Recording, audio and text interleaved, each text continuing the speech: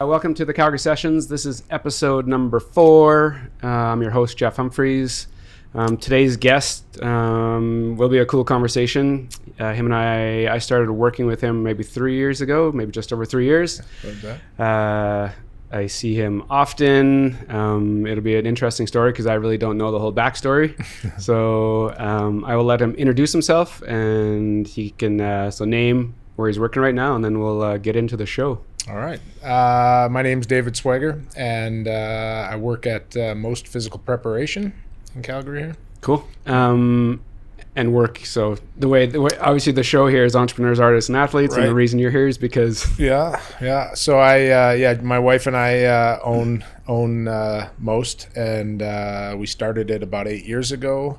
We have Most is a training and clinical facility. So we have both a clinic that runs out of the front where we have physiotherapists. I myself am an osteopath.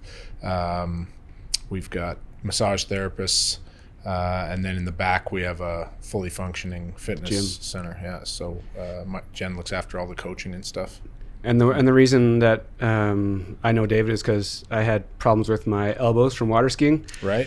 So I've been working with David trying to heal me for the last 3 years, off and on. I water ski all summer, break myself, and then I go to Most all winter and fix myself. Yeah. So that's how that's how the relationship goes. So this show is pretty straightforward. It's just talking to interesting people that I find interesting. Okay. Just their origin story, go back as far as you want to go, and we kind of work through a timeline. Okay. And the cool thing about it, like I said, was I don't know your story, so this would be really interesting for me to get into a little background. Yeah, totally. So go back as far as you want to go, and then I'm just going to interject and cut you off and kind of lead you down a path. Yeah, sounds good. So I would consider myself a native Calgarian. I was born here. Then when I was 2, my father him and a couple partners bought an explosives business focusing on seismic exploration, mining and construction and that kind of thing. So we moved up to Grand Prairie for what was supposed to be 2 years for him to look after the northern half of the province. Well, I was up there all the way through high school and stuff like that. He was an entrepreneur then. He bought his own kind of. Yeah. Cool. Yeah. Well, and parallels is funny. I didn't realize till after the fact, but so like I said, we've been open at Most for about a little over 8 years now. So I opened Most when I was 35. The company he bought was called Ace Explosives. Okay. And he bought into Ace Explosives when he was 35. Wild. So it was kind of, just coincidence. But so he kind of started an entrepreneurial journey about the same age that I did. So cool. It's interesting in that sense. So in Grand Prairie, so from 2 till 18 basically. 18? Yeah, 2 till so it was pretty much my whole childhood was up there. And what kind of kept you interested up there? I've never been to Grand Prairie, so I know nothing about it. I think it's a pretty busy place. To be honest with you, I haven't been up there in a bunch of years because while my immediate family lived up there, all my extended family was all still down in Calgary. So, yep. That's where I say I still, I feel like a native Calgarian, because even though we were living up there, anytime we were on vacation or over the summers and stuff, we were always down in Calgary at my grandparents and that sort of thing. It's changed a lot, obviously, now since, when we moved up there, I don't know how many there were when we moved up there, but when I was old enough to realize how many people, there was 32,000 people kind of thing. Yeah. So it was pretty small. Yeah. 2 high schools, I was at the Catholic high school. There's literally 400 kids. In the whole thing? The whole school. Yeah. 100%. Whole school. There's 400 kids. And the public school, which was right across the parking lot, they had about 1,500 kind of thing. But so it was small, man. It was little. So and obviously the one thing I do know about your background is your football career. Right. Did you start playing ball early up there, or when did that kick in? Not because there wasn't really, at that time. There's 12 people in your grade? Right, yeah, exactly. No, at that time though, there is now a friend of mine that that I actually played with in high school has started, Bantam programs, and he coaches at the high school up there. And there's actually a fairly decent football scene up there right now. But again, it's small. They just don't have the numbers. So like they compete in like tier 2 kind in of the rural province little and areas. stuff. Well, they'll end up like in provincials and stuff. They'll end up competing against, like, I saw they were in town here a couple of years ago and played Okotoks. Oh, okay. You know what I mean? So, but yeah, smaller. They're not like you have to. It's all based on school size, right? So they're smaller schools. But he's done really well up there. Like, built a really good program at the school that I was at. So when did you start then? So they retooled all the schools in Grand Prairie because one of them closed. One of the junior highs closed. Yeah. So they sent all the grade 9s to the high school. So my high school ended up, we were the first year, but it ended up being grade 9 through grade 12 instead of most in Alberta that are grade 10 to 12, right? So they had a rule that, because we all wanted to play football, we'd been playing tackle football in the schoolyard, breaking each other in t-shirts, right? So we all wanted to play football. So they implemented a rule where if you were over 150 pounds in grade 9, then you were allowed to play football. And so it was like me and 3 other guys kind of thing. No way, that was it. Yeah, we're big enough that we're allowed to play football. So, man, I'll tell you that that was an experience simply because from the athletic side of things, I'm in grade 9 and I'm 14. And at that time, that was also the last year, I think, that they allowed grade 13s in Alberta. So you could come back the year after you graduated for another semester and take a course and play. So like 18. Yeah, 18 going on 19. Yeah, and I'm 14. I don't know, if you're not familiar with human physical development, 14 to 19 is a massive difference, right? So I look back my whole high school, university football career, I never had my ass handed to me as bad as I did that grade 9 year. Oh my god! Because you were were you because you're a big dude? Were you at obviously you're over 150 in grade 9? Were you bigger than average, or were you just? I mean, if you consider grade 9s, I was bigger. I've always been a little bigger than average for sure. Yeah. In my world, though, like in the football world, I'm a medium guy. I'm not really, not really that big, right? I'm just kind of in the middle. Yeah. So grade 9. So then you played football grade 9, 10, 11, 12. Yeah. Played grade 9 through 12, and then defense. Yeah. Well, both. I mean, everything. Both. In high school, it was everything. Again, so we had 400 kids in my school. Yeah. My grade 12 year, I think we had 24 kids on my football team. So you played everything. I walked on the field at opening kickoff and then walked off the field when the last horn went, and that was it. I remember playing a playoff game one time that went into double overtime. No way. It was against the other high school in Grand Prairie with the 1,500 kids or whatever. Yeah. And so they had full 60 guys on their roster. Somehow, I have no idea, we managed to win this game. It went into double overtime. I literally played we got back to the locker room after I couldn't take my shoulder pads off. I was like, somebody help me. Yeah, it was a lot. That's crazy. So I didn't play football, but a bunch of buddies played ball. So I can't imagine playing an entire game from special teams to defense. I can't imagine that now either, but it's at the time, you're young, whatever. It works. Yeah, it works. Yeah, for sure. So then after high school, did you then come back to Calgary? Well, yeah. So I initially had been, because we're in northern Alberta, so proximity to Edmonton is much closer. Yep. I played in a playoff game when I was in grade 10 and played pretty well. So there's coaches from U of A up there. Mm-hmm. So they came and talked to my coaches, and after the game they were like, hey, we need to talk to this guy number 71. And they were like, oh, okay, well, you can talk to him, but he's only in grade 10. And they were like, oh. So then I talked to these coaches, and they started inviting me out to camps and stuff like that. So I'd been to a bunch of camps at the University of Alberta. Gotcha. And so I was this is kind of interesting anyways. It came to in my grade 12 year, I'd been to U of A's like spring camp in my grade 11 year, even though I wasn't going to be eligible to go. Yep. I just, you know, they invited me for the experience kind of thing, right? Yep. And then my grade 12 year, we came down to Calgary for Christmas.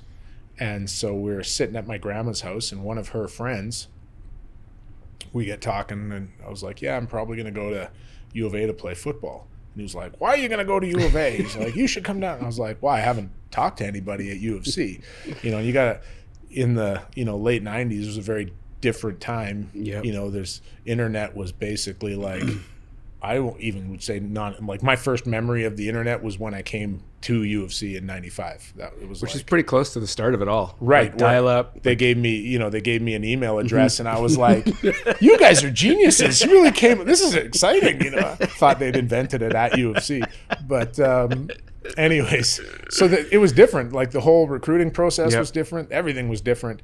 And so back in those days, there was kind of an unwritten rule that U of C didn't recruit north of Red Deer, Right. and U of A didn't recruit south of Red Deer. Now recruiting is like national, even international. We got players from the U.S. and stuff up Yep. at U of C. But yeah, so back then I came down, and the guy's like, well, why are you going to U of A? Why don't you come to U? And I said, wow, I haven't talked to anybody at U of C. I don't know any. And he was like, oh, well, I know the head coach. So he gets on the phone. Who was it? Who was the coach? Coach was Peter Cannellan at that point. Okay. Yeah. And so he gets on the phone, and Like literally as you're sitting there? yeah, and phones up Peter Cannellan. Like old school wrote, like was it? I don't, or did we have? no, it was probably Oh, a touch. It was probably a touchpad. That's not that long ago. So, anyways, he phones him up, and he says, "Yeah, you know, I know this young man, and he's a football guy from Grand Prairie. You know, do you have a time that you could sit down with him and meet him this week?" And Peter was like, "Yeah, sure. You know, bring him in." So, and I'd played like provincial ball and that sort of, so I'm sure he probably knew who I was at that point. Yep. And so, yeah, go into his office up at the university, sit down, never been there, never met anybody, have a chat with Coach Cannellan, and yeah, it went pretty well. And he was like, yeah, send me, you know, a highlight tape and that, this and that. And so, sure, I get a call, you know, kind of mid-January. Yeah, we'd like to invite you to our spring camp in April or May or whenever it was. I said, okay, sure, yeah, I'll come down. And U of A's spring camp was the week before. So I go to U of A's spring camp, and I go through the camp, and I know everybody there. I know all the coaches and a bunch of the players and stuff. And so the coach comes over at the end, and he's like, yeah, you know, you made our team, and you know, we don't guarantee starting positions or anything, but you'll likely travel with us and this and that. And he's like, okay. And I said, okay, great. I said, that sounds fantastic. I said, you know, I got to go to Calgary next weekend for their spring camp. I said, but I've never been there. I don't know anybody. I said, you know, chances are 90% that I'm probably coming here. And that, and what'd he say? Was he like? He was like, okay, good. You know. Oh, he wasn't like. Oh, no, he's fine with it. I That's mean, good. I think that was pretty common practice at, Right. at that. So he's like, okay. So next week I pack up, go to Calgary, get here, and from day one, it was like the difference in dynamic of the program was like night and day. Like I walked in here, and I got my first year at U of C, my freshman year, we won Vanier Cup, so we won the national title, and we had some pretty good guys on that team. But Yep. I walked into that spring camp that year, and like from the very first moment I walked onto the turf, it was like Vanier Cup. No way. There's fights at practice. It was like the level of intensity was through the roof. Was that a good thing for you? Like, Oh, 100%. Because you could go there. Oh yeah, Right. I could identify with that. I knew at that point that I wanted to play. Defense because I just like playing defense. You had that And- in you that you Yeah. could get after it. No, 100%. Yeah. No, that's I've always said that's where football to me is funny. It's a different game in that, yeah, there's a score involved and but underneath all of that, it's about dominating the guy across from you. Totally. And it's almost about, you know, when you see him wave the flag and, Broken. and give up and Yeah. you know he doesn't want to play Yeah. anymore, that's when you've won. You The score is just like is a byproduct of that, basically. Yeah. So because you and I are the same age. Yeah. I played hockey, so But when I was playing hockey in the kind of mid '90s, it was aggressive. It was a different. It was a big part of the game. You know, there was fights. There was big guys. You know, just had no boundaries. Yeah. And similar to football. And has it changed from then till now? Oh, football. Yeah. If you look, and I mean, I'm sure most people are probably aware of, you know, like the concussion stuff that's come up in recent years and that kind of thing. And yeah, the game of football now is vastly different than it was back even 15, 20 years ago. Yeah. It's, I watched it.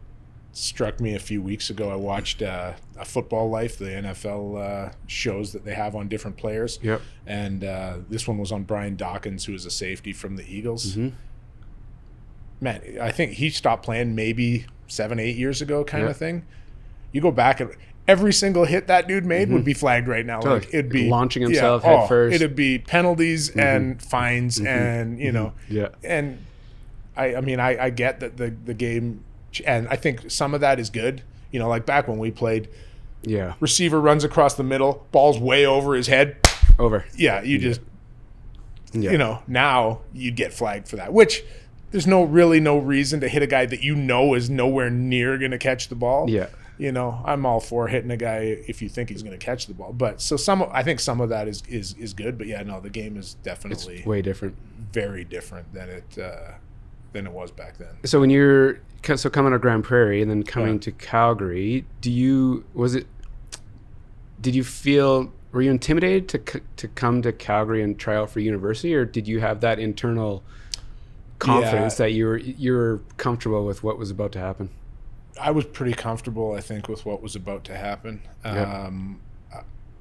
I'd played like provincial ball and stuff with, you know, peers of my age from schools all over the the province. And you obviously could hang with them and it wasn't a problem. And I remember prior to that, I remember talking to coaches before my grade 12 year of high school in grade 11.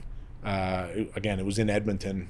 We were at a game. I think coaches, I don't remember from whether it was from U of A or from one of the junior programs in Edmonton, took me for dinner into a football game or whatever, and we were talking, and I was like, at that point, even before my grade 12 year, I was like, yeah, like I'm ready to compete against, you know, better people. I want to. What is that, you think? It's funny because a couple of shows earlier, I talked to a buddy of mine, a pro hockey player, and you know, he went to college and played hockey, but I think there's something different about people that play at a high level, and I don't know what it is. Is it the feeling? The other guy, my buddy Jackson, said it was just the feeling of needing to be ahead all the time. You know, to be at the front of the pack all the time. Yeah.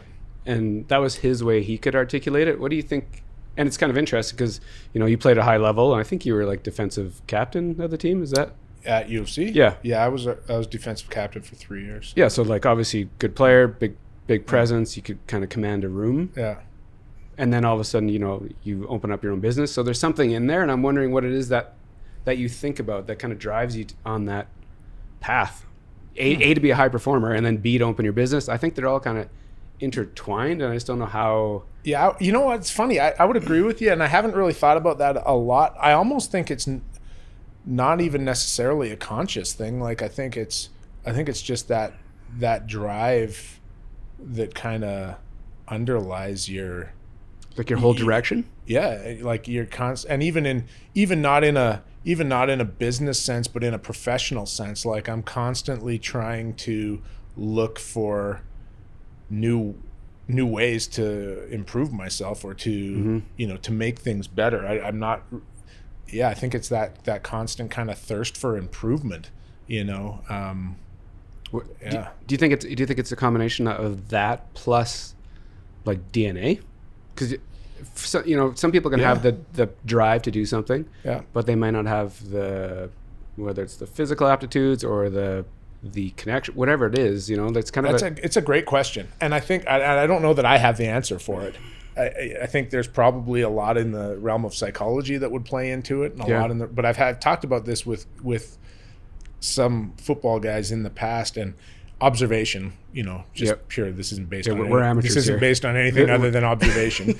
But I see a lot of people that are hamstrung by fear of, well, what if I try and it doesn't work out, or what am I going to do when I get out of school? What am I? You're right. Maybe it's just it might be kind of a universal in the mindset but a lot of the guys I know that I've come up with playing, I never thought of that. It was like, well, then when I'm done school, I'll just start doing this. And I've talked to them, and they're like, well, what do you mean you're going to start doing that? How do you know you can do that? Well, I'm just going to do it. It's like it's a foregone conclusion. It's over. This is what I'm going to do. Well, how are you going to do it? Well, I don't know how I'm going to do it, but this is what I'm going to do. And I don't know whether that's a false sense of like bravado from being an athlete, where you just feel like you can kind of do anything you want. But I honestly kind of feel that way. Like whatever you decided you wanted to do, that's what you're going to do. Do you think there's like, I think like playing high performance sport sets you on a different path than a lot of different, people that don't have access to it or have never experienced high performance sport. They might be smarter, they might have a different path, but I feel like people that play at a high level in any sport can make those statements. I'm going to do this. And not being egotistical. That's it. Like, it's not a. This is where I'm going. It's fact of the matter, basically. Yeah. And I don't know. Yeah, you're right. And I don't know why that is, but that's in my life. That's been the case. It's been, okay. Well, now I'm going to do this. Well, what do I need to do that? Well, okay, I'll just take step one, and that's what I'll do. And I think maybe that's part of it, that you're used to. Yeah. You're used to the process. You're used to, not. After having been around a long time, and I'm very in tune now with trying to avoid outcome goals and like embracing that process that it takes to achieve those goals. Again, like the score in a football game, to me, is a byproduct. It's not that's maybe the ultimate goal is to win the game. That's fine, but what are you going to do to take the steps to win the game? That's what's going to determine that end score. You know what I mean? That makes sense. And so those steps in the process along the way are the score is just a byproduct. And that's what you focus on. Yeah. If you have 12 guys on the football field that get the other 12 guys across from them waving the white flag, they don't want, I guarantee I'll tell you who's going to win that game. It's not a question. You know what I mean? Yeah. Now that doesn't always happen. Sometimes you get two really good teams, nobody's waving the right flag, and they're just beating the crap out of each other, and then it's a real game. Those are the games that you're like, oh man, what's going to happen? The games I'm talking about are the 65-13s. Oh, that was it's very ugly. obvious. That was ugly. But I find that's why getting you on the show was really interesting to me, because of that thought process of, I knew you played a high level and then running your own business. So it's really, that's a big reason why I wanted you on here, just to hear what. I think too, in my experience, the combination of experience and then seeking out the backing, or whether that's, the academia side of it, or whether it's but seeking the reasons for, why things happen, as opposed to just knowing they happen because you experientially have, but understanding the whys, I think really kind of drives me. That makes sense. So then, I'm just jumping all around here. So then you finish university, graduate with what? I graduated with a kinesiology degree. Which then kind of got you on the path for post-football playing. Yeah, and again, it's one of those things where I didn't really know, it's not like I knew what I wanted to do all along. When I went to U of C, I knew I really liked the human body, and I liked, exercise, and I liked, understanding that. So I went in that first meeting with Pete Cannell, and I was like, I'm thinking of enrolling in the kinesiology faculty. And he was like, no, don't do that. No, just do something in the science faculty. Okay. And I'm 18. I don't know anything. I'm like, okay. So I enrolled in biosci for my first semester. Wild. And went halfway through and was like, this is terrible. I was like, I don't want to be in this faculty. So I transferred to Knies after my first year. And then, so it all worked out pretty well. I think my first time I went to Mount Royal, so I dropped out of Mount Royal 3 times. Okay. In the 90s. There you go. Me and school weren't really connected. Not hand in hand. Nope. Yeah. Well, and I'll tell you, if not for football, very unlikely that I'd have a university degree. Really? 100%. And did you early on, school was not, I went to school to play football. like, so you were just sliding by? Oh, like, yeah, 100%. Like whatever the GP. I didn't know where the library was till my third year. my first couple years of university, I got my ass handed to me. That's totally academically, 100%. I didn't know classic athlete. Oh, like, man. Yeah, and it wasn't really, to be complete, it wasn't till I met Jen, and in my third year or fourth year university or whatever, and she was like, "What are you doing?" And I was like, "Playing ball." I don't know, doing what I need to do to be eligible to play football and get my scholarship. So that's when I started. Probably around that third year university, fourth year, I started getting a little more interested in school, and I think it's one of those things, though, and I've said all along, that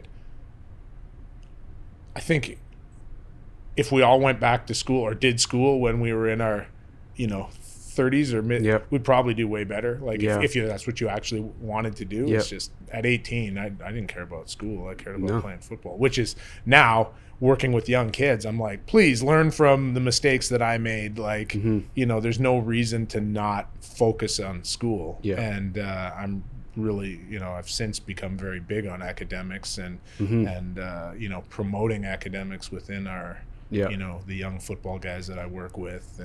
And it's one of our key things at most. Like, you show me your report card. If your marks are bad, this isn't happening. Well, it won't be the first time. It'll be the next time I see this, I better see an improvement. But I'm not, if you continue to, show me that your marks are terrible, we need to have a discussion about whether or not you're going to be here, kind of thing. Totally.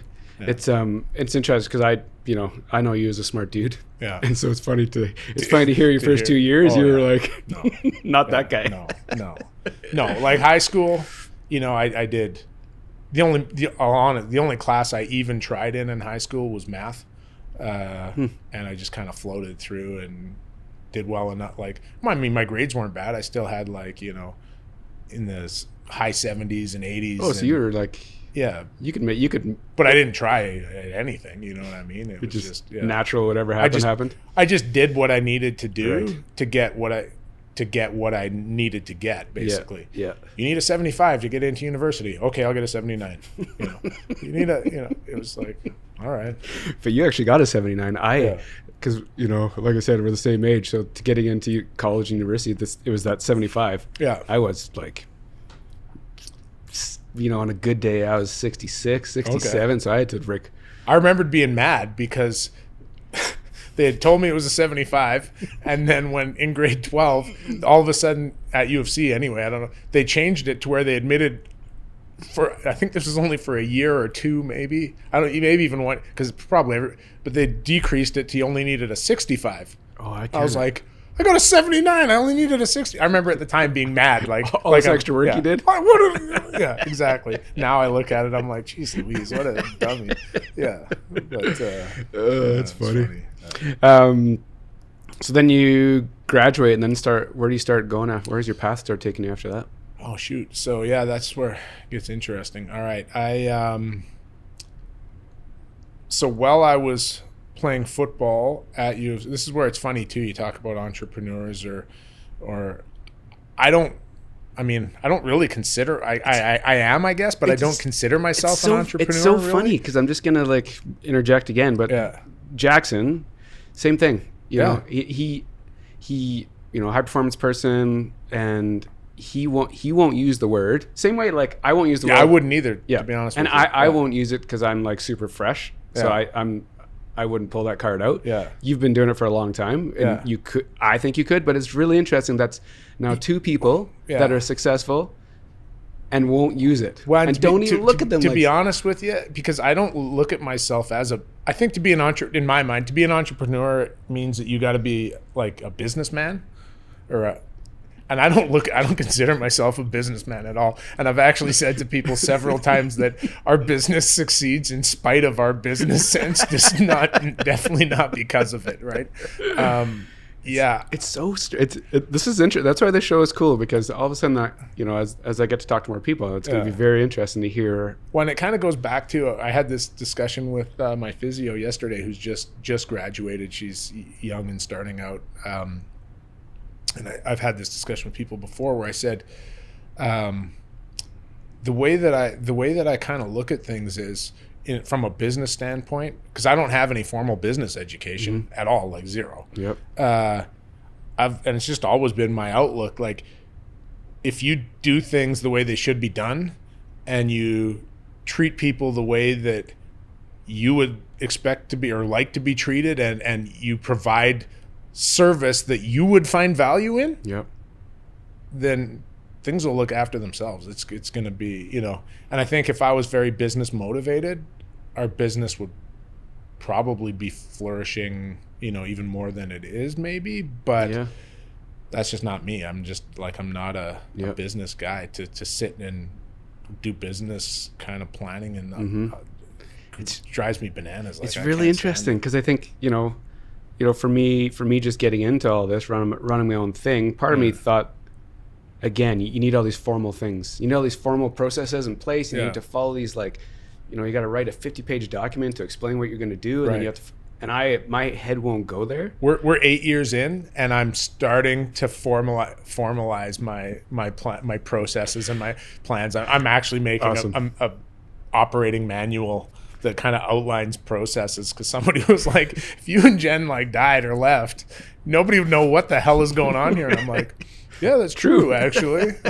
So I've kind of said to people that we spent the first 5 years of our business just getting things off the ground. And basically, a buddy of mine, Chris, said this to me one time, that you've basically created a job. You haven't built a business. And he didn't say that in a negative way. He just said, realistically, if you left, it's over. Yeah, there's no business, So we're kind of in that, what I see as kind of the second phase of our development. Cool. So we're in the phase now where I'm trying to make this a business, not just a job, where if I were to leave or Jen were to leave, it would run without us being there. Gotcha. You know what I mean? Yep.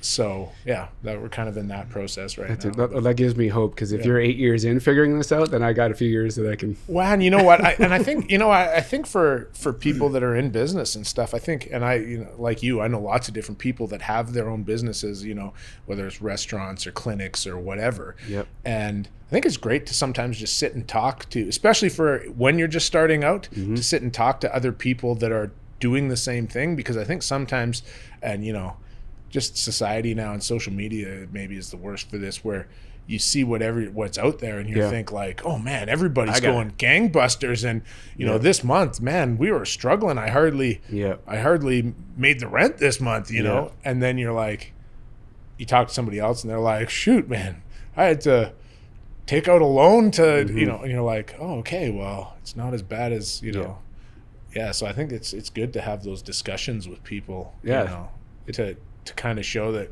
no, not everybody's rolling in record-setting profits every month. You know what I mean? But it's really interesting now that you say that. This whole idea, this whole show is borderline self-serving, because I get to pick people's brains and just learn a bunch of things, which is fantastic. Yeah, which is kind of cool. Yeah. So we got sidetracked. After high school, you said it got interesting on your path where you were going. Oh yeah. So again, I came out. I didn't really have any real set direction. This is going back to where I said I don't see myself as an entrepreneur, but somebody asked me some time ago about a resume, and I thought about it, and I was like, I haven't written a resume since like my first year of university. Like when I applied at Foot Locker, I had to hand in a resume. No, so it might have been my third year. Somewhere in there though. Yeah, I got a job at Foot Locker, and that was probably the last resume I had. Wild. Because after that, my first kind of job I had while I was still in school was there was a. I don't know if you were a hockey guy. You might remember. Do you remember those the Frappier acceleration program, the skating treadmills? Yeah, with that like the angle. Yeah. So I worked at Father David Bauer, at the acceleration program. Who ran that? Do you remember the guy's name? Oh man, I kind of picture his face. I can picture his face. Yeah, dark hair, pretty like shredded, dark hair, tall, lanky guy. Yeah. James Gattinger. Yes. That's who it was. Totally. I haven't thought of that name for a long time. Me neither, because I worked at Hockey Canada. Okay. So in the same building. Yeah. Okay. Crazy. Yeah. So you worked there, training people, or what were you doing? Yeah, I worked with. That was my first kind of exposure to strength and conditioning outside of just training myself. Right. That was my first exposure to like coaching, and so I worked there. And we worked with, hockey kids. Who was the trainer for the Stamps? He worked out of that clinic, didn't he? Oh, like the therapist? Yeah. It was... starts with an H? Hopkins? No, George Hopkins is their equipment guy. It was... I'll think of it. Okay. It'll come to me. Yeah, so that's your first like training experience there with hockey guys. Right, and it was like everywhere from... like 10-year-old kids all the way to I didn't have any NHL guys, but I had like guys that were playing pro over in Europe. Yep. And I look back and I'm training these guys and I'm only probably 21, something like that. So I worked there for a while. I don't remember exactly how long I worked there for, but out of that same facility there was a place, a personal training group running out of there, Innovative Fitness. Right. That was Vince Danielson, who used to play slot back for the Stamps. Yep. That was his company. I remember that. And so they were just in the process of finishing up out of Father David Bauer and opening their own facility downtown on 11th Ave. And so somehow in that transition, I'd been working there. Vince got a hold of me and said, I'd like to sit down and discuss some stuff with you. Was he retired when he was doing all this? No, he was still playing at that point. Okay. Yeah, he was still playing. And so Vince and his general manager, a guy Ranjit Bawa, I interviewed with them, and then I started working down at Innovative Fitness. So again, I'm still finishing my degree at this point. Yeah. Working doing like strength conditioning or like trainer, or what was this was more like corporate training stuff with execs and that sort of thing. They would come into the facility, and you'd kind of run them through. Right, yeah, and Vince did a great job of building that business, and he had really it was pretty high end execs but like early, like the 6 a.m. crew. I was always a morning guy over there, and ended up after like 6 months, I was the morning manager kind of thing there for the rest of my time there. It was like like big oil execs and guys like that weren't even the girls at reception are talking to their assistants to book their schedules, like those kind of guys, right? Where it'd be the worst snowstorm of the entire but it's in their day timer at 6 a.m. Those dudes show up, click, and then at 7 o'clock the rest of the day is canceled, but those 6 a.m. dudes. So I guess that's part of that, observing that too, that drive of these guys, where it's like, it's in my day timer. I don't care if there's a hurricane, I'm going to work out. Do you find, I've heard this from a couple different places, maybe on online somewhere, articles about that exact thought process of people that work out first thing in the morning. Yeah. Are they wired differently, or is it purely based on schedule? I think those guys are wired differently. Differently because it takes so much energy to pull that off. Like to be committed to go at 6 o'clock in the morning is a different thing than To me, I almost equate that along the same lines as the athlete thing you were talking about. You know, where again, for an athlete, like we get up and train Just the way it is. 6 a.m. 4 days a week, Yep. 10 months, 11 months out of the year, Yep. kind of thing. You know what I mean? It's just the way it is. Yeah. It's not, and it just becomes Just driven. that's it. Yeah. Like you just. Yeah. That's really interesting. I think that's it. I think it's just part of that drive, you know, and Which then gets you going on these, whether you're successful in business or whatever Right. it is. There's that. that's drive. where I think there's so many parallels. And I think that's why athletes in a lot of cases are sought after in business, Right. because a lot of those lessons that they've learned through sport translate to business. For sure. You know, like I've always said, probably the single biggest thing I learned from sport was the ability to relate to others. You know, and you know, because you look on a college football team, you've got 100, 110 guys. Yeah. You know, there's no way on earth that you're going to see eye to eye Yep. with everybody in a team of 110 guys. But the one thing you learn is to put differences aside and work towards, Yep. you know, a common goal, For sure. regardless of those differences, Yeah. right?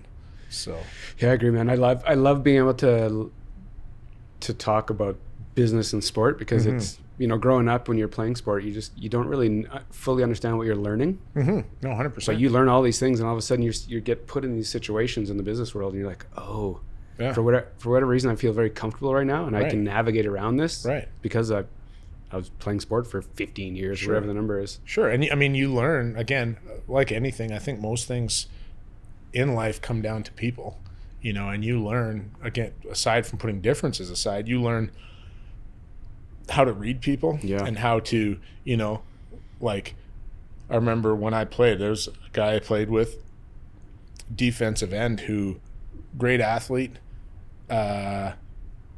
He was a guy, though, that if you yelled at him and were like, what are you doing? Like, pick it up, let's go. That wasn't him. Like, he'd Shut down? Yeah, he'd shut down, you know, but, you know, dude makes a play and you're like, man, that's fantastic. These guys can't stop. You start boosting them up. Yep. Over. He would just play after play. Yeah. But you realize that, like, you know, to reach this guy, it's not about yelling and screaming, because that's going to shut him off. You know, to reach him, you got to build him up. You got to boost him. And then now he starts buying, he's believing it, and he's getting, you know, he's feeling himself. And now he's, you know, over. now it's, so whereas the next guy beside you might need that kick in the ass, like, listen, man, pick it up, let's go, you know, and he's like, yeah, okay, I got this, you know. Yeah. Everybody's different, and I think sport teaches you how to Totally relate to different people and kind of cater what you're delivering to those people Yep. in a way that they can receive. I agree. Yeah. I agree. I've talked about it a couple of times now, but just sitting in boardrooms and understanding the hierarchy and understanding temperature and tone and who needs, you know, the way you talk to people. Well, and I think some of that too is what'll differentiate the players within sport that end up being your captains or your, you know, position leaders or because they're the guys that figure that out. Yeah. You know what I mean? Yeah. The guys that don't figure that out, if you can't figure that out, then you're not going to, you know, your peers aren't going to recognize that. Totally. You know what I mean? Yeah, I agree. Yeah. Yeah, it's really cool. And I think it's an interesting conversation because I've never, you know, growing up, I've never had anybody like connect those dots. Yeah. You know, like to even talk about it while you're playing sport, that the things you're learning isn't just how to take a slap shot or catch or run or whatever. There's a bunch of these different lessons that actually in the long term are super valuable. Yeah, for sure.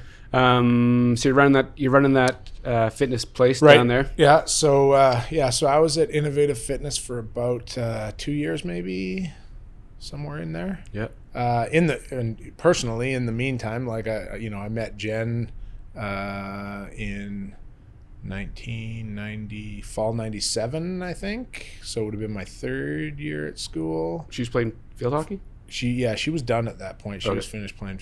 But she was working up at the university, and then, anyways, we started dating like late 2007, or sorry, late 97, early 98 kind of thing. And then we ended up getting married in 2000 while I was still finishing school. Yep. So I graduated in June 2001. Is that right? Yeah, June 2001. Wild. Yeah. So, yeah, we got married before my last season of football. And Crazy. so, yeah, so I was married in my last year. And so I'm at Innovative Fitness, just married, finishing up school. And then, so we got married in May. And then by June, Jen was pregnant. Wow. No, not June, July maybe. How's the chaos? It was, again, I was 23, so I look back and I'm like, I didn't know any different. I was just like, meh, okay. Here we go. No, I remember, I laughed because we got married, and obviously at 23, I remember getting married and having that discussion, like, what do you think about kids? And I was like, yeah, well, we'll have kids. Okay, well, like, what do you want to do? Like, what do you want to do? I was like, well, I don't know. Let's just see what happens. 2 months later, I'm pregnant. I was like, oh, that's what happens. Again, being 23, I thought, you'd have to try to have kids for like a year or two, and then finally be like, hey, we got lucky, we were having. No, at 23, in a month and a half, you have kids. So we had a kid. We had a kid pretty young. Crazy. So yeah, I finished my last year. My last year of college football was in 2000, and then Max was born March 2001. Wild. Yeah. So so it was it was an interesting time. I'm working in Innovative Fitness, finished that up, and then so as I'm working at Innovative Fitness, I met a guy who was a client who was a chiropractor in town that did a lot of soft tissue work and that kind of thing, and so he was looking for somebody to come on and work as basically an assistant and help him out with some of his soft tissue stuff. I had no background in any of that. Like I had my, was finishing up my kines degree at this point. Yep. And then, so we started talking about that, and I started shadowing kind of summer, fall 2001, right after I graduated. Yep. And then he wrote some letters on my behalf to the guy that, to Dr. Mike Leahy, who's the guy that started Active Release Techniques. Jay was an instructor with them. Cool. So he wrote some letters on my behalf saying like, yeah, I know we don't, normally allow kines grads to do this, but I think this guy's got, what it takes to, would you be okay with him taking the courses? And they were like, yeah, as long as he can get, insurance, like malpractice insurance. Yeah. So, so I started taking Active Release Technique courses was the first thing I started taking, and then started working in Kensington with this guy doing like a therapy assistant kind of thing. And that kind of led to more manual therapy education and more, and so I you're interested, like it was your brain was like, okay, this is I was like, oh, I can do cool. this. This is pretty, and it's probably the first time that I was like, oh, and I think you could make a career out of this. Like I think if you got good at this, you could you could make a career at this, right? So I started doing training with that, and I did all my ART certifications and did so I spent probably 3 or 4 years doing different certifications and learning different therapy techniques, manual therapy techniques. And then I worked with him for I was there just shy of 10 years, actually. No way. Yeah. Oh, crazy. Yeah. And then somewhere around year 4 with him, I went and did a course, a Mulligan's Technique course, which is he's a physiotherapist over in New Zealand, I believe. Yep. And the guy that taught the course, again, so technically I didn't have any of the prerequisites to take this course, because it's usually chiropractors, physiotherapists, this. So I took like a total backdoor route to all this, right? And so I emailed this guy. I was like, I'd really like to take your course. I don't have your prerequisites, but I've been doing manual therapy for 4 years. certified in ART and in Graston and all these different manual therapy techniques. Yeah. So he emailed me back and he was like, yeah, if you think you're, and I said, and I've got, at that time I arranged my own malpractice insurance just through a private insurance company, which cost a fortune. Yep. But whatever, I did that. And I said, yeah, like I've got malpractice insurance. And he was like, yeah, okay. So if you think that you're able to grasp the material in the course, then go ahead, sign up and come on out. So I went to this course. I think it was in Kelowna maybe, although I don't remember. And during the course, I got talking to the guy that was teaching it. And, I'd been doing manual therapy for 4 years now, so reasonably new at it, but still had a, reasonable amount of experience. And he was like, yeah, you look like you're doing really well, he said. And I just had this, like, not during the conference chat with this guy during one of the breaks. And he's like, if you want to be serious about this, though, you should go back and do some type of education in this, do like physio or chiro or, something, right? Yep. So I was like, And so I started thinking about that. And now you got to remember, so I'm now like, I don't know, 25, 26, but I got, at this point, 2 kids, Yep. And Jen's not working. She's home with the kids. I'm the only one, working. I'm like, well, shoot, I can't, go back to chiro school or physio school full time. And so I started exploring options.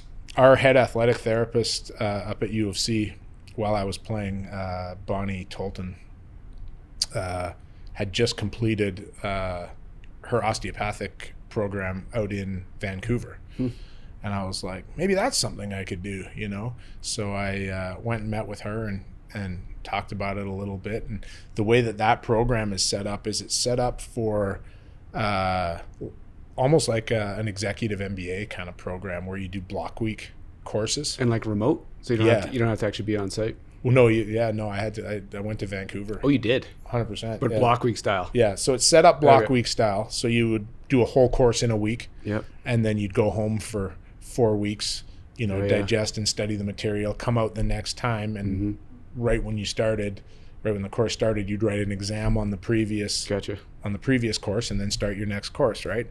And it was set up block week style, but it was almost like full-time school because it's 8 courses a year kind of thing, right? So so I was in Vancouver for, the program was 5 years. Wow. So I was in Vancouver. Holy hell. Yeah 1 week a month for basically the 10 months of the school year. Crazy. For 5 years. That's a grind, wasn't it? It must have been a grind. 100%. Yeah. No, so I'd fly out from Calgary on the 7 a.m. flight, land in Vancouver at 7:20 because of the time change. Yep. Take the train initially the train in Vancouver, my first couple of years wasn't even open yet prior to the Olympics. So it was like take a cab from the airport to downtown, get to school at like 8 o'clock. At 8:30 class started and it was write your test. Crazy. Yeah. So, wow. And then, so I'd be in Vancouver for a week and then I'd come home and so then I managed. So long story short,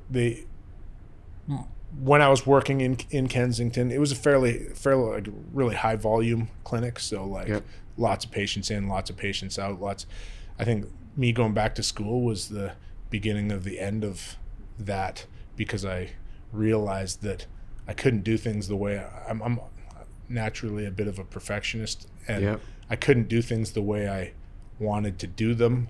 Based on the volume, because everything was turning over too quick. Right, like and so to me, it's almost like I don't know. Like I feel bad for people that I saw in my first few years of therapy, essentially, because they didn't get all of you. But I didn't know any different. Yeah, like I came out. That was my first experience. And to backtrack too, things are different now. Where we have 17, 15-year-old kids come into the clinic getting massage. I didn't get any massage. No, I didn't get any, Didn't even know that are word. you kidding me? Like, I got AT at U of C, my file there is 2 inches thick. Like I was always in treatment there, but I wasn't a treatment guy. So I didn't really know what so I came out and started at this chiro clinic and, we're just rolling, And so, I realized quickly though, that I couldn't do what I needed to do to actually help people in the amount of time that I had working with these people. Because you wanted to essentially not heal them like in one session, but you want to give them the perfect treatment that would get them on a path, and you need more time to pull it off. Yeah, I mean, I don't know that there was a perfect treatment necessary, but what it was I just didn't feel that I was able to have the impact in someone's recovery that I needed to in order to be just time was just too restricted. I just didn't have time. Yep. Like going to school made me realize like to properly assess this hip is going to take me 15 minutes. Well, I've only got 10 minutes to treat them. Well, how am I going to, assess their hip and treat them and get them out the door when I don't even have time to assess it properly? So anyways, I ended up so that's where I say going back to school was kind of the beginning of the end of my time there. And then I had planned on sticking it out through when I had finished. And then maybe starting to look to start something up. Oh, so it was in the back of your mind that you wanted to have your own thing. It started to get into the back at some point during that school journey. But again, I've never been motivated to, I need to have my own thing. Initially, I wanted to have a team thing. I'm a team guy, right? So I was like talking to buddies of mine that were in clinical. I was like, hey, let's start something. Let's make like the best thing in Calgary. Let's do it. And they're like, yeah, that's great. And I don't but these guys all had their own thing already going. So it'd been very hard for them to be, to all of a sudden shift gears and it just, and so finally, in about it would have been my 4th year of school. Like I just said to Jen, I was like, listen, I've been talking to guys for like a year or two now about trying to get something started. This isn't going to happen. Like, I think we just need to do something. And then anybody that wants to, get involved, jump on. Come on, let's do it. You know what I mean? So that sort of started that process in motion. So while I was, the biggest problem at this point is I'm working in Kensington. I don't have a billing number though, so I'm working as an assistant under this guy. Somewhere probably around my 3rd year of my osteo program, I'm in Vancouver. I'm talking to a girl who's from Edmonton, and she's talking about, I'm doing a massage course right now. And I was like, oh, that's interesting. And at the time in Alberta, massage was completely unregulated. It was like the wild, wild west, basically. Like you had to have some training, but it was pretty minimal. So that starts my wheels turning, and I'm like, okay. So I come back and I enroll in a 250-hour relaxation massage program, right? Knowing 2 things. One, that the massage regulations in Alberta are going to change in the next couple of years. And it's going to be, they're going to require a 2,200-hour program. But knowing also that they're going to have some sort of way to grandfather or a massage therapist that's been in practice for 20 years is going to have some way to get them certified, right? So they ended up developing an equivalency exam kind of thing. So I do this 250-hour massage course on the weekends while I'm doing my osteo program, which like the massage course really was a walk in the park. Like I basically I could have just showed up and written the exams kind of thing, right? But so I get a massage billing number. And so now I'm like, okay, now I feel like at least now I can open a facility. I've got, people have access to benefits to see me. I'm just not all out of pocket because that's going to be very difficult. And so, one thing leads to another. And there were some changes in Kensington where I can't remember exactly, but my role there basically changed. And I was just like, So I just said, I think I'm done, right? And so, we, Jen and I opened Most in September 2012. and you were done school? No. So you were like still like fourth or fifth year of osteo? Yeah. And Got your massage billing number. Yeah, I got a massage. Open up most. Got a massage. It was in my 5th year of school. So my 5th year of osteo school, after you do your 5 year of school, you have to write a thesis. So you've got 2 years to write a thesis. Yep. Right. So my 5th year of osteo school, I'm studying for my 5th year exams that are on like the entire material of the entire course, where basically I'd written exams that were basically on a Saturday morning. Our written exam started at 8 a.m. and I wrote from 8 a.m. till 6 p.m. with a break for lunch. Gross. Yeah. And at some point by the end, and it's all long answer. Mm-hmm. It's all long answer. Like, we had these booklets. By the end, I'm like literally like my hands so tired, like it's shaking, and I got terrible writing to begin with. I'm like, I hope they can read this, So we get to the last because it was broken up into 4 sections. I get to the last section, and to give you an idea, I'm getting close to the end, and it was like writing until the examiner came and took away your exam. Like, no, you're done. Like, the time's up. Give me your exam. So there's just that much information, right? Yep. So at some point during this last block, I stop and I'm like, man, I need a break. So I'm just sitting here for like 2 or 3 minutes, just kind of, and I start looking at my sheet and I'm flipping through it. I had like 13, 14 pages of written answers on my 4th section. I've done 3 previous sections all in one day. So anyways, Jeez. Yeah, so I write this exam. You write a thesis. Oh God, it was crazy. And so I finished this exam, and then you go home. You go back to. I was staying with my buddy of mine, Dave Lauren, that I was in class with. We're staying at like a condo, and you're waiting because they grade it all, and there's only 8 of us in the class at this point, so it's not like a ton of people. I started with 24 in my class. Crazy. At the end of 5 years, there was 8 of us. Because what you did was, it sounds like torture. Oh, it's crazy. Mm-hmm. And then, so then you find out you can only do your practical exam the next day if you pass your written. Man. So you need minimum 70%, on your written, and then you can do your practical exam. And then your practical exam the next day is basically a case study. You've got a mock patient in front of you. They give you have to do a history. You have to, basically find a red flag, something that could potentially be a medical emergency or whatever with this person, and go through a whole assessment and treatment, right? So 2 days of like high stress. Oh, yeah, crazy. Through the roof. So I'm studying for this as I'm opening my business. And 2 kids? 3 kids. 3, oh, okay. Yeah, 3 kids. I'm totally lost. Oh yeah. Yeah, there's a 3rd kid that's come in along sorry. here. Yeah. So now I got 3 kids. I'm studying for my exams, opening a business, and in April of that year, like 2 months before the final exams, I'm supposed to submit a thesis proposal. And so I was just like, I talked to them in school. I'm like, listen, I can't do this thesis proposal this year. Like, again, I want to do things well. I'm like, I could do it, but it's not going to be good, and my exams are not going to be as good. Like, I need to focus on these. So they were good. They're like, yeah, you can defer your thesis proposal to the following year, which was a great idea. I end up presenting my thesis proposal the following April, and at the end of the day, my thesis proposal was 83 pages. So I'm supposed to be writing that while I'm studying for my exams, while I'm opening a business, while I got 3 kids at home. Oh, and wife. And exactly. Yeah. So it was, it was chaos. When I look back, it was a pretty intensive.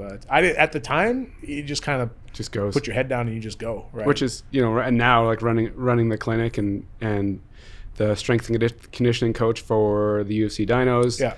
And you have a lot of things going on, so it seems like you're okay with controlled chaos of everything just kind of going in that direction. You seem to maneuver it. Yeah, just I think fine. Again, I think it goes back to what we talked about a while ago, just that athletic drive that you just go. And I think it helps. I look at now, and there's so much mental illness. Yep.